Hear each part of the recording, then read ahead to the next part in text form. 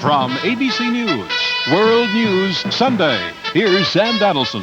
Good evening. Senator Howard Baker, the new White House Chief of Staff, sounded a confident note today that President Reagan's recent troubles, while not yet over, will not get any worse, and that Mr. Reagan can now continue with his presidential agenda.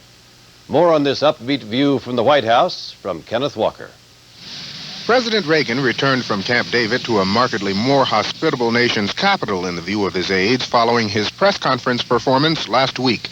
That, according to his new Chief of Staff, Howard Baker, appearing on This Week with David Brinkley. The press conference did a lot, and he did very, very well in the press conference. I've looked very hard since I've been there to see if there are any other major new occurrences that the president is going to have to deal with, new facts surrounding the Iran thing that have to be coped with, and I haven't found any. But others expressed surprise at the president's unwavering denial that he knew anything about the diversion of Iranian arms profits to the Contras. The president was so emphatic on that point. No wiggle room. He gave himself very little wiggle room. We're going to hone in now on that unanswered question. Who knew about the diversion? Did the president know about it? Did he order the diversion?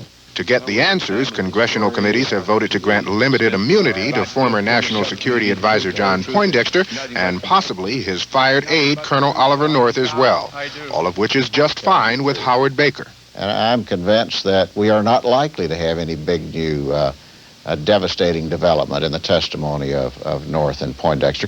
As the president recovers politically, Baker also hopes to delay a possible confrontation with Congress over arms control until after next month's meetings in Moscow between Secretary of State Shultz and Soviet Foreign Minister Shevardnadze. Baker's call for a truce was immediately ignored by House Speaker Jim Wright, who won't agree to put off arms legislation. And I don't think that I could, because a preponderant majority of the House, and I believe of the Senate, are eager to carry out peace initiatives. Despite expected moves in Congress, an arms accord with the Soviets seems more promising than at any time in the Reagan presidency. So much so that Howard Baker said he's quite optimistic that a new superpower summit will be held in Washington before the end of the year. Kenneth Walker, ABC News, the White House. Vice President George Bush did what he could today to tie up the loose ends of the minor flap that began last Thursday night when President Reagan said Bush had not objected to the Iran policy. Bush had been telling audiences that he had expressed reservations. Friday, a presidential spokesman said that was true. And today, Bush sounded relieved. Carol Simpson has details. During a quick visit to earthquake-ravaged Ecuador, Vice President Bush, in his first public comment on the matter, said he's glad his role in the Iranian arms scandal has been clarified. The president's statement speaks for itself. I was totally satisfied with it. I expressed my reservations to him, as he knows, and he confirmed. And I don't go into detail about what I told the president and when I told it to him, but I was very pleased that the White House cleared it up so well, because there did appear for a fleeting moment to be some misunderstanding. At his press conference in Quito, following a briefing by government officials on the death and destruction caused by the earthquakes, the vice president was peppered with questions, even by Ecuadorian reporters, not about the disaster, but about Iran. Bush denied reports that last week's events further damaged him politically. The truth will out, and tomorrow it'll be something else. And so just to be patient and have faith. And sure enough, it took about 12 hours, and the matter was resolved to everybody's satisfaction. When a Spanish-speaking reporter wanted to know if Iran-gate, like Watergate, would bring down a president and a vice president, Bush was emphatic. I confidently said, no way. Vice President Bush came to Ecuador at President Reagan's bidding to give support to the earthquake victims. He leaves here at his own bidding to gain some political support for himself in Texas and North Carolina. Carol Simpson, ABC News, Quito, Ecuador. Senator Howard Baker did some of the president's bidding himself today in reaffirming the president's hard line against taxes. Although 2 years ago, before he took the job of Chief of Staff, he had publicly said that hard line was a mistake. If I were a private citizen, I might debate the tax issue, Baker said today, but it is the president's position that we will not stand for new taxes, and I'm taking my instruction from him. Incidentally, Baker acknowledged today that his private citizen description of Mrs. Reagan as a dragon when she gets her hackles up may be at the very top of the list of things he should never have said. She doesn't breathe fire, Baker said with a smile. I talk to her every day or so. She is playing her role as First Lady exactly right. World News Sunday, brought to you by Fleischmann's Margarine. I can't believe you don't know this stuff. You read the articles. I read them. Lay off the saturated fats, watch the cholesterol, and you know what too much salt can do. What? It's heavy stuff. And you still eat like that. Fleischmann's Light, 25% less fat and salt than margarine, and no cholesterol. Hey, I want you to care about this. Okay, Dad. Wow. What you eating, babe? Nothing, honey. Oh, you can tell me. Kellogg's Nut and Honey Crunch. So what makes it taste so good? Nothing, honey. Oh. Kellogg's Nut and Honey Crunch. Looks good, Private. What is it? Nothing, honey. You love the honey, you love the nuts. When you've got the special taste of nuts and honey all wrapped up in a hearty crunch, what more can you say? Looks good, Sergeant. What is it? Kellogg's Nut and Honey. Nothing, honey. Crunch. Former President Jimmy Carter, touring the Mideast, may be trying his hand at opening a road to freedom for the remaining U.S. hostages in Lebanon. A road that, unlike President Reagan's, runs not through Iran, but through Syria. Barry Dunsmore reports from Damascus. President Carter and his wife Rosalind went to a Catholic church service in Damascus this morning. Carter had said on his arrival here that his prayers were for the release of all the foreign hostages now being held in Lebanon. But there was no indication today that those prayers were any closer to being answered.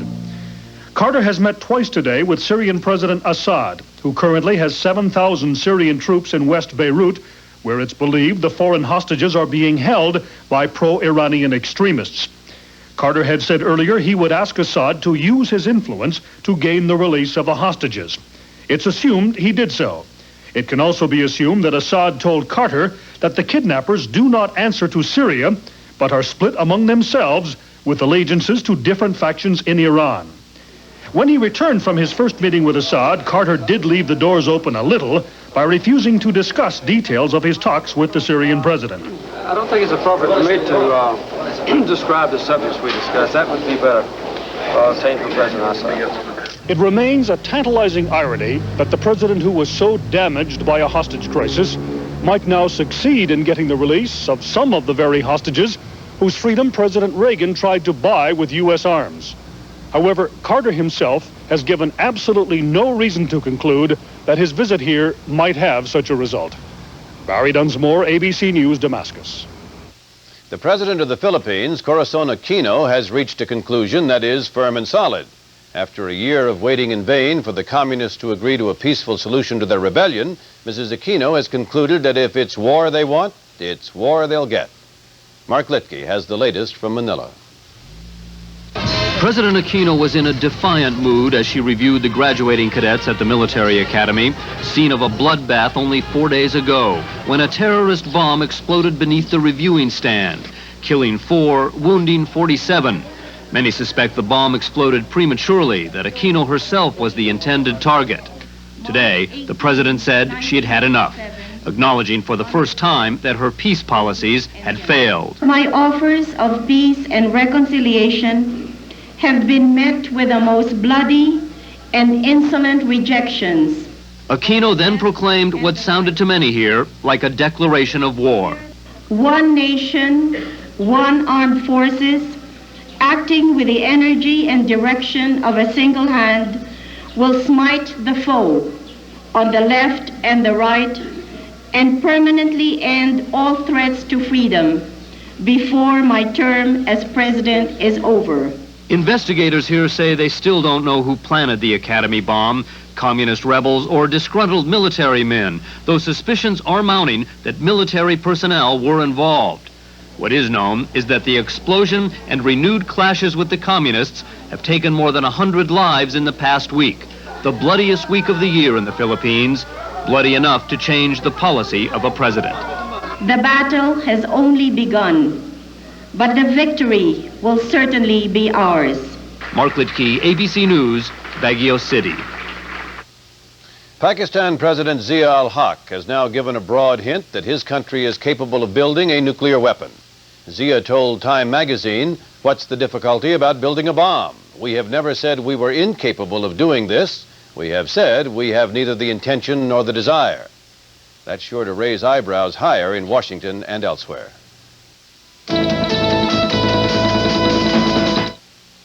Mrs. Walter Payton on Wheaties. When I told my husband Walter they changed his Wheaties, he acted like a bear.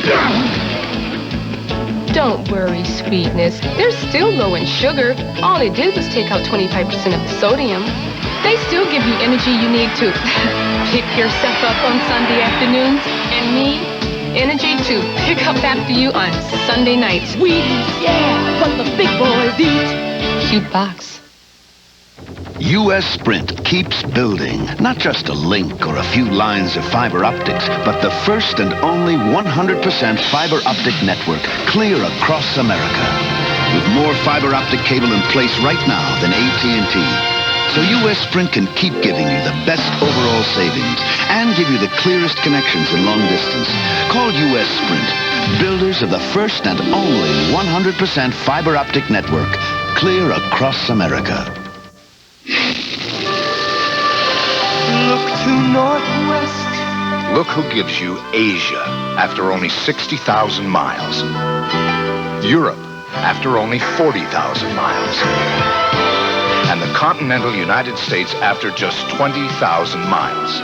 Look whose frequent flyer program serves up the world faster than any other airline. Look to us, northwest.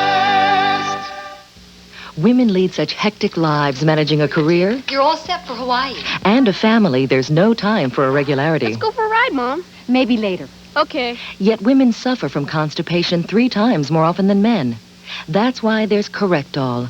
Its special formula with calcium added combines a mild laxative with a softening agent. It works gently overnight to help you feel like yourself again. Let's go another mile. Correctol, the gentle laxative so many women prefer. 7 people were killed this morning in a fire in New York City that consumed the top floors of their apartment building. Another 25 were injured. The fire broke out shortly before 8 a.m. in an apartment building at 110th Street and 5th Avenue in East Harlem. 3 of those killed leaped to their death from the top floor to escape the flames. The cause of the fire is suspected to be a cigarette tossed in a garbage chute. There's good news this Sunday for evangelist Oral Roberts. He'll not have to be called home to God at the end of this month for failing to meet his fundraising goal after all. But there's no change in the situation of another famous evangelist, Jim Baker, caught up in a sex scandal. The latest on both stories from Cheryl McCarthy. Oral Roberts spent the weekend fasting in this prayer tower in Tulsa, Oklahoma, trying to beat what he called a deadline from God to raise $8 million by the end of the month or die. I'll be here, and I'll not come down until we hear from heaven, until God answers. A reprieve came in the form of a $1.3 million check from Jerry Collins, a Florida dog track owner who will officially present the check to Roberts tomorrow. But the evangelist has been severely criticized for what have been called his huckster tactics. Meanwhile, in Atlanta and across the country, churchgoers prayed for Jim Baker, who resigned from his popular PTL-TV ministry last week. Jim and Tammy Baker and their family will be mended. Baker, who hosts the show with his wife Tammy, admitted he paid over $100,000 in hush money to cover up an illicit love affair. PTL supporters say the organization will probably survive the Jim Baker scandal, but incidents like these don't help the image of TV evangelists overall. Sociologist Jeff Hatton said incidents like the Baker and Roberts affairs reinforce negative stereotypes of TV ministers. They think they're all scoundrels. They're all on the take. They steal money from the collection plate and from the little old ladies. You know, all of these stereotypes are there. Among those who could be affected is Pat Robertson, who this weekend was trying to drum up support for his presidential campaign, and TV evangelist Robert Schuller, who this morning called for sympathy for the Bakers. I have talked with Jim and Tammy, and I'll just say this. Oftentimes the truth cannot be told in today's world. I implore you, believe the best, and I don't think you'll be far wrong. Among grassroots followers, too, there was support for the good the Bakers have done. Because he is a brother in the Lord, that those of us that do serve the Lord will forgive him just as Christ forgave us. While a new PTL board is investigating PTL's financial affairs, the Bakers remain in seclusion in Palm Springs, hoping to get their lives back in order. Cheryl McCarthy, ABC News, Atlanta. There's always been money to be made on the sawdust trail of evangelism, and now there's money to be made on the high water trail of illegal immigration, thanks to the new immigration law and its provisions for bringing people in from the cold. More on that from Charles Murphy. When the Rio Grande is running high, Mexican illegals float over to the U.S. on rafts. They pay the raft man $2 each. Someone is always making a buck off aliens. But now with 4 million expected to apply for amnesty, someone is going to make a lot of money. National Amnesty Consultants has opened 10 offices nationwide. It'll soon have 15 more, helping aliens with the paperwork that will qualify them for amnesty. We offer a good service, and we have a reasonable price. And in addition to that, we finance it. $25 down, $25 a week, the American way. The fee is $195 a person. And this, in addition to the $185 the U.S. Immigration Service will charge. Are you gouging people at that price? Absolutely not. The aliens themselves consider it the biggest bargain they've ever seen. National Amnesty is talking about a 20% share of the market. The market is 4 million aliens. Do you know what 20% of 4 million people is? That's a profit of well over $100 million. But it's competing with the Catholic Church, which is under contract with the U.S. government to provide assistance to aliens. They say they're not in it for the money. We don't have the profit motive behind us. Not so, says Turner. Not at all. They're all in it for profit, too. Father Matty does say they charge a small fee. We are thinking between $50 and $75. But Turner says extra fees allowed by the government will give them $115 a head. The church insists, though, it has the experience and is less likely to bungle an application. Because this is a one-shot deal. And once it's denied, the person can't go back and say, well, I had a good case, but the person that put it together for me didn't know what he was doing. Turner says his people don't bungle. If we see some records that we feel are false, we won't process that applicant, and we have seen some. The church does assist people too poor to pay. Turner does not do that. So it goes, proving to a new wave of masses coming over the wall that President Coolidge was right when he said the business of America is business. Charles Murphy, ABC News, El Paso, Texas.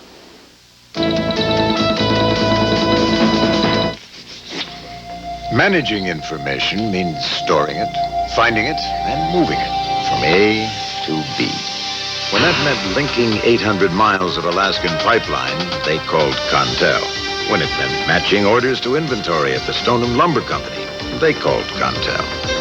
Small business or tall order, Contel can help you manage information better, too. For Contel, I'm Charlton Hest.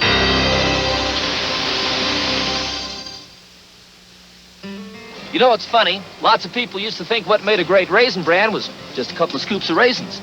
But today, people want more. That's why today's people prefer Post Natural Raisin Bran. Post is different. Look how some raisin brands hide their raisins with sugar. Not Post. These beauties are naturally sweet. And taste these crispy wheat and bran flakes. Fantastic. So don't settle for just any raisin bran. Insist on Post Natural Raisin Bran. Today's people prefer Post. Gesundheit. Hay fever, huh? Well, it's a good thing you're coming in. It's been 3 years. 2 o'clock. Bye. I hope you see your doctor soon. Last year, doctors helped millions of people get fast relief from their hay fever symptoms without the degree of drowsiness often experienced with anti-allergy products. Now you can put your hay fever to sleep while you stay awake. Go see your doctor. Merrill Dow Pharmaceuticals. The doctor will see you now. Today you have a choice in the way your coffee is decaffeinated. Some brands use chemical solvents, but Taster's Choice does it naturally, using no chemicals, just pure water and oil from the coffee bean itself. So when you choose Taster's Choice naturally decaffeinated coffee, you get pure, rich tasting coffee and absolutely nothing else. Schools around the country are defying the Supreme Court. Monday, watch ABC's World News Tonight. Now here's Jack Whitaker with today's sports news. Jack? Thank you very much, Sam. The 64 teams that started the NCAA's March Classic have been reduced to the coveted Final Four, and today, unlike yesterday, there were few surprises. In the West, the running Rebels of the University of Nevada, Las Vegas, led by Armin Gilliam, rallied back from a 16-point halftime deficit to defeat the Hawkeyes of Iowa. Tarkinian takes his team to the Final Four for the first time since 1977, when they lost in the semifinals by 1 point to North Carolina. In the Midwest Championships, Indiana had to come from behind in the closing seconds to pull out their victory over Dale Brown's LSU Tigers. The Hoosiers are the first Big Ten team to advance to the Final Four since 1981, when they won the national championship for their coach, Bobby Knight. So next week in New Orleans, in front of 61,000 people in the Superdome, Syracuse University will meet their Big East rival Providence, and the Indiana Hoosiers will go against the #1 team in the country, the running Rebels of the University of Nevada, Las Vegas. There was another Final Four this weekend. This one decided the champion of Division III hockey. Not all of the participants there live in anonymity. One, in fact, was a national hero, coach of the 1980 United States Olympic hockey team, but now Herb Brooks is trying a new arena. Here's Jim Lampley. There was a moment in time, surprisingly brief in retrospect, when he was the most famous hockey coach in the world. In the Encyclopedia of Sport, that moment can be found in the M's for miracle. You believe in miracles? Yes! Unbelievable! But that was then. In the world of sport, you live in a now environment. It doesn't matter what you've done last game or last week or last year or 5-6 years ago. And this is now. Herb Brooks coaches the Huskies of St. Cloud State University, a Division III school in central Minnesota, who this past week competed in the Division III Final Four in Plattsburgh, New York.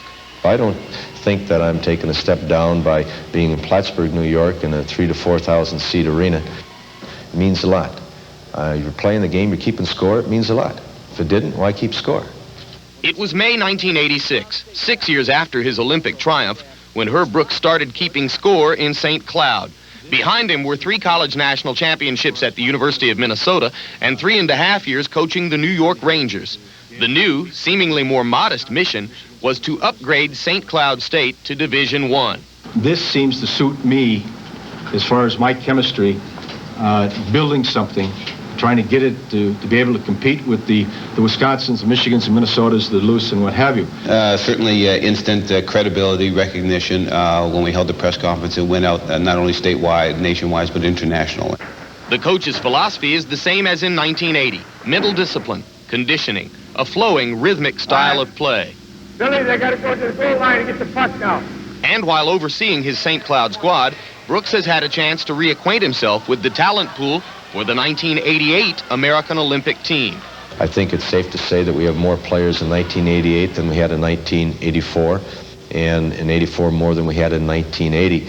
You always look backwards to look at history to see if you can learn something from it. But by the same token, in nowhere are we going to try and copy 80 or try and copy 84. 88 will be a whole new team. Herb Brooks will not have a hand in the selection or coaching of the Calgary Olympic team. The St. Cloud program is his challenge now, and it is formidable. The Huskies' only appearance in the national spotlight was in a wild pregame brawl that was broken up by police. Friday, St. Cloud lost its national semifinal to Oswego State. Saturday, Herb Brooks looked forward to his next miracle. The pass is going to give you a certain peace of mind. But when you're in a competitive environment and a day-to-day thing, you've got to show up to work right now and get it done. Jim Lampley, ABC News. Next season, St. Cloud will play an independent schedule featuring several Division I schools, and then by 1989, Brooks hopes his team will play all the top schools in their coach's favorite role, that of the underdog.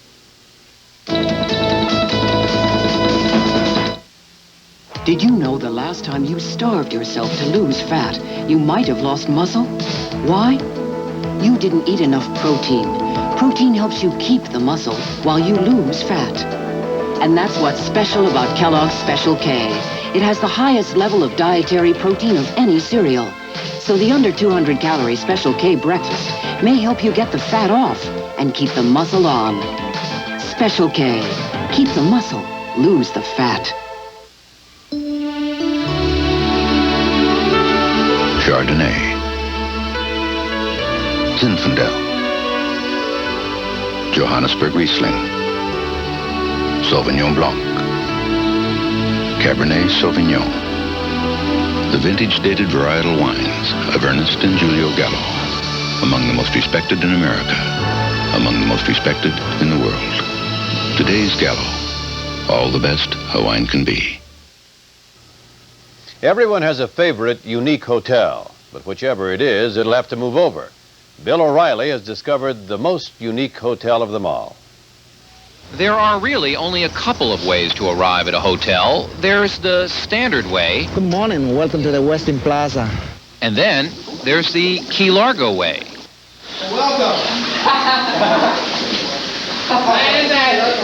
Welcome indeed to the world's first underwater hotel. It is a former deep-sea research laboratory that has been renovated into a lodge that sleeps 6. For $300 a night, a bellhop will carry your luggage in airtight containers, and together you descend, equipped with 100-foot air hoses, to your quarters 30 feet below the ocean's surface.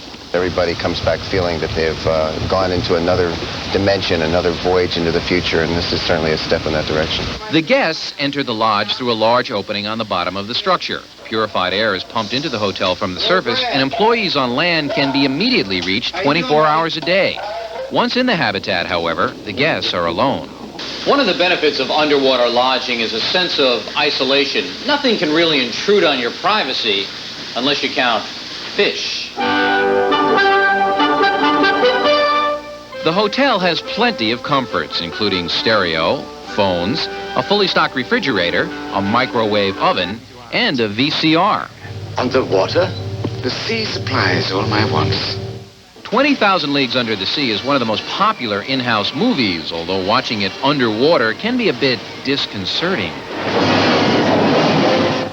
All guests must be certified divers, and the hotel's managers admit spending 24 hours underwater is not for everyone. Maybe different strokes for different folks. How did guest Mr. and Mrs. Truly Nolan feel about the lodge? It's really bigger than I expected. It's a little bit smaller than what I thought it was going to be. I think it's sort of like a fantasy. Different. So far, the hotel is occupied only about half the time. Nevertheless, there are plans to build underwater hotels all over the world.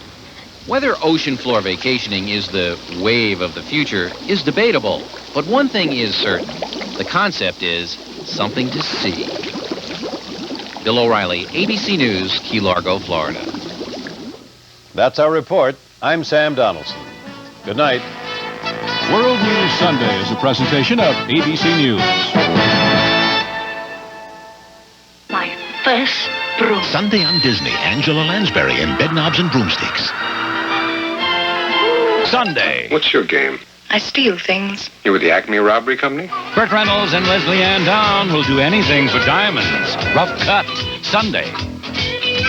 Everyone's rushing to Wendy's. They're getting their money and waiting for the doors to open because Wendy's hot and juicy big classic hamburgers are now just 99 cents. They're laughing. They're dancing in the streets. They're swinging on over to pick up Wendy's big classics for just 99 cents. So don't hang around. Drag a friend along. He'll love these Wendy's big classics for just 99 cents. But you'd better shake a leg. You're running out of time. Big classic hamburgers for just 99 cents at Wendy's. Good morning, America, how are you? So don't you know me? I'm your native son. I'm the car they call Cutlass Sierra. This car has captured the spirit of America. Oldsmobile quality does make a difference. I'll be gone 500 miles when the day is done. Now get 3.9% financing or up to $1,200 cash back, depending on the options you buy. Watch Today's Business, weekday mornings at 6 on WHTM.